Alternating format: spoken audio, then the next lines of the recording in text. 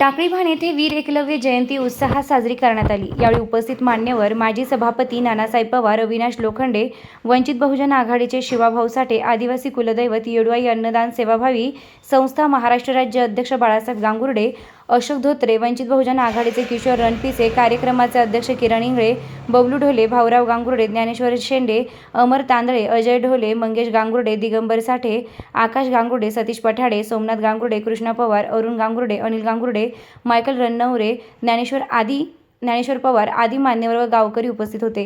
या सर्व मान्यवरांनी वीर एकलव्य यांना पुष्पहार घालून घोषणाबाजी करत जयंती आनंदाच्या खेळीमेळीच्या वातावरणात साजरी केली आहे। या दिवशी महाशिवरात्रीनिमित्त एकलव्य जयंतीनिमित्त केळी वाटप करण्यात आली। टाकळीभानमध्ये महाशिवरात्रीनिमित्त महादेव मंदिरामध्ये भाविकांनी दर्शन घेऊन महाप्रसादाचा लाभ घेतला। गावामध्ये महादेवाचे मोठे मंदिर आहे। दरवर्षी येथे भव्यदिव्य यात्रा भरते। गावकऱ्यांचा चांगला प्रतिसाद असतो। निर्भीड ज्योत न्यूजसाठी शिवा साठे, श्रीरामपूर।